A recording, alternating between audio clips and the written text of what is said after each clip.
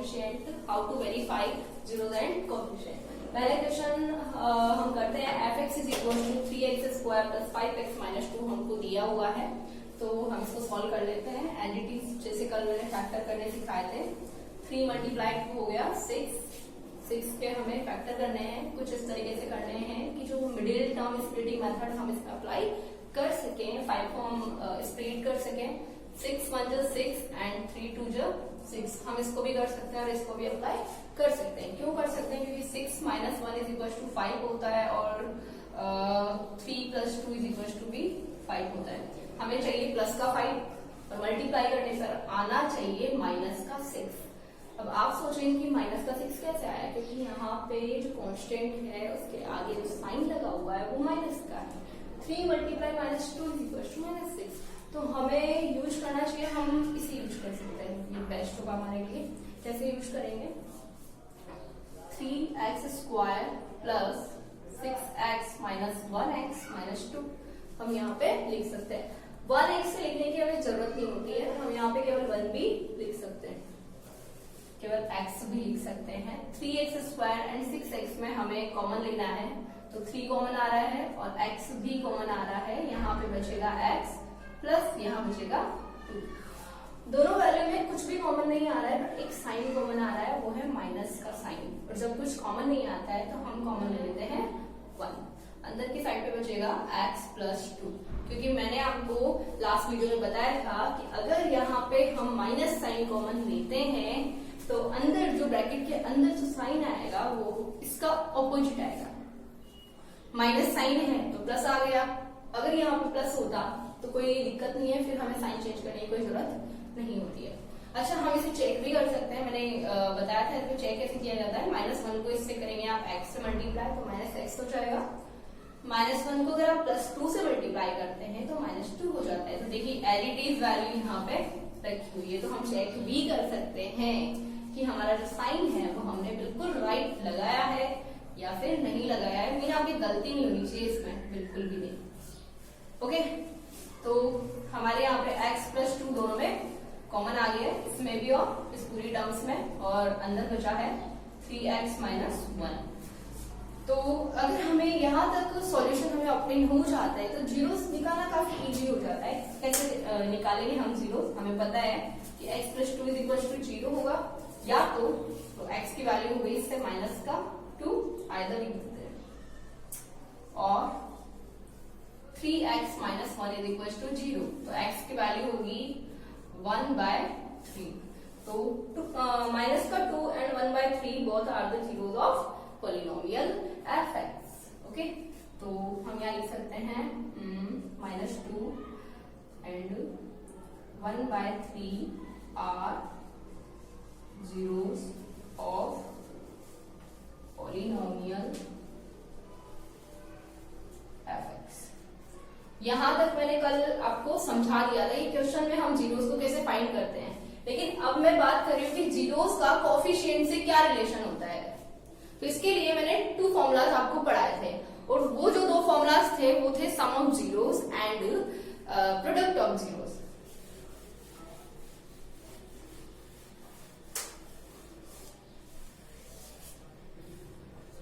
Some of zeros mean alpha plus beta, क्योंकि हमने माना था कि जो जीरोस है वो अल्फा और बीटा हम मानते हैं। Sum of zero mean alpha plus beta = अगर हम इन दोनों को प्लस करते हैं तो वैल्यू कितनी आ जाती है? -2 + 1/3। हम एलसीएम लेके सॉल्व कर लेते हैं तो वैल्यू कितनी आ जाएगी यहाँ पे? -2 × 3 + 1/3, क्योंकि दोनों का एलसीएम 3 आ जाएगा। -2 × 3 + 1 -6 + 1/3। वैल्यू आ गई हमारे पास -5/3। वापस से चेक कर लेते हैं, इसके नीचे हमने 1 लगाया, 1 3 का एलसीएम हमारा 3 आया। -2 एडिटिव मल्टीप्लाई 1 की टेबल में 3 टाइम हुआ तो 2 3 जो हो गया -6 प्लस 1 एडिटिव लिखा मल्टीप्लाई 3 की टेबल में 3 1 टाइम आता है तो 1 1 1 ही हुआ। 3 2 = 6 -6 + 1 तो -6 + 1 तो 6 में से 1 गया तो -5/3। माइनस के 5/3 हमारा क्या है? सम ऑफ जीरोस है। अब कोफिशिएंट हमने बताया था तो उसका एक फॉर्मूला था और वो ये था माइनस का कोफिशिएंट ऑफ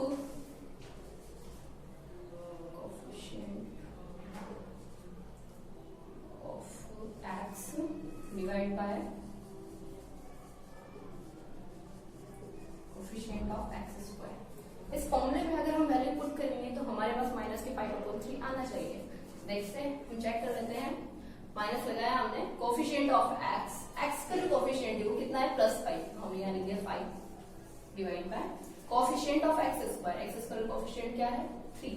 तो आपने देखा होगा कि zeros sum of zeros is equal हो गया coefficient of polynomial.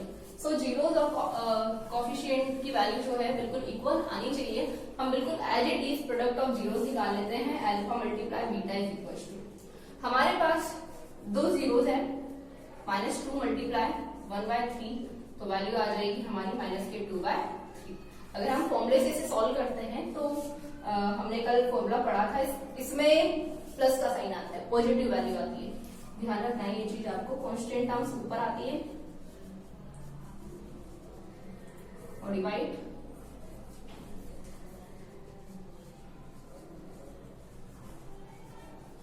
Okay. Constant terms कैसे फाइंड कर सकते हो, ये कांस्टेंट टर्म जिसके साथ कोई वेरिएबल नहीं हो, या फिर हम बोल सकते हैं कि वेरिएबल की पावर 0 हो।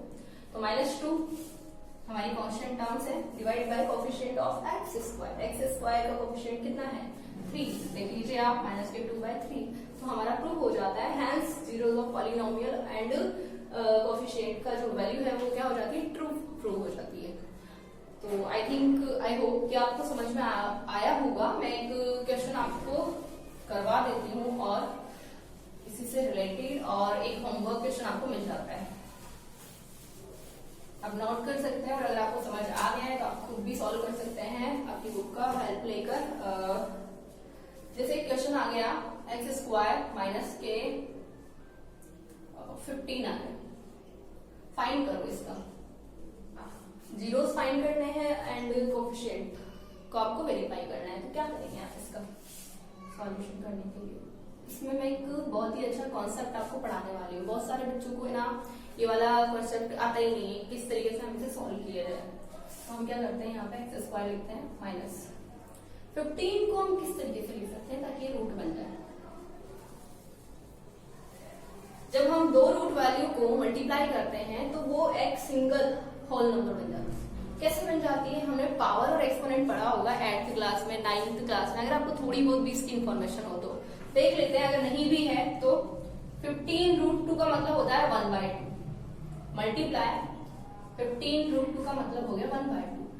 जब दो बेस सेम होते हैं तो उनकी पावर जो है वो ऐड हो जाती है, तो 1/2 प्लस 1/2 तो वैल्यू हो गई 15 की पावर 1 मीन 15 को हम कैसे लिख सकते हैं, √15 मल्टीप्लाई √15। ये मैंने क्यों लिखा है, ये मैंने इसलिए लिखा है ताकि मैं यहाँ पे स्क्वायर बना सकूं, और स्क्वायर बना के मैं एक आइडेंटिटी इसमें यूज कर सकूं। वापस से मैं आपको बता देती हूँ, एक फॉर्मूला होता है a की पावर m मल्टीप्लाई a की power n is equal to a की पावर m प्लस n। ये फॉर्मूला हमने पढ़ा है पावर एंड एक्सपोनेंट में।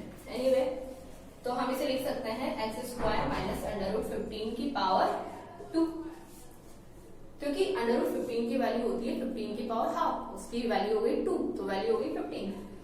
एक्स स्क्वायर माइनस √15 का स्क्वायर, तो ए स्क्वायर माइनस बी स्क्वायर का फॉर्मूला हम इसमें अप्लाई कर सकते हैं। इसका फॉर्मूला होता है, क्या होता है, a plus b multiply a minus b. आपको ये फॉर्मूला याद होना चाहिए, a प्लस बी, क्योंकि a की जगह पे कौन है x एंड b की प्लेस पे कौन है √15 और x minus √15, a plus b a minus b. तो मेरा जो मेन एम ये था कि मैं इसके अंदर जीरोस फाइंड करूं। फाइनली मुझे जीरोस मिल गए, तो x is equal to minus के √15, x is equal to plus के √15। तो हम इसे लिख सकते हैं कि हमारे पास जो जीरोस है वो कितने आए हैं √15 और प्लस लगाने की जरूरत नहीं होती, तो जीरोस हमें फाइंड हो गए हैं। अगर हम इसे इसी तरीके से प्रूव करना चाहते हैं तो आप प्रूव करके देखिए, आई थिंक आप कर पाएंगे। मैं क्वेश्चन आपको होमवर्क के लिए दे देती हूँ ताकि आप उसे कर सको और प्रैक्टिस कर सके, क्योंकि मैथ्स में सबसे इम्पोर्टेंट चीज होती क्या है, प्रैक्टिस करना। अगर आप प्रैक्टिस नहीं करोगे तो आप नहीं कर पाओगे। आई थिंक समझ में आ गया होगा, वापस से समझा देती हूँ। X square minus 15 x square minus root 15 into root 15। Root की वैल्यू मैंने आपको बताई थी कैसे सॉल्व करते हैं। एक्स स्क्वायर माइनस रूट 15 का स्क्वायर ए प्लस बी ए माइनस बी, एक्स की value minus 15, x is equal to plus के रूट 15। तो जीरोस हो गए हैं। अब आपको मिलता है एक होमवर्क क्वेश्चन।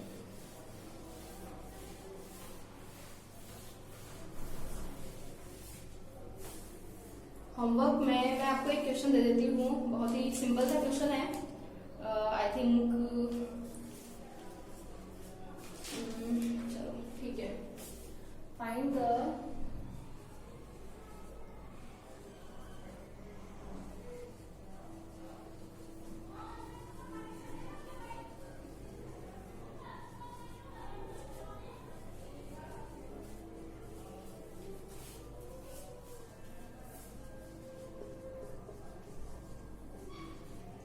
आपको सॉल्व करना है और सॉल्व करके मुझे कमेंट सेक्शन में बताना है। Thank you.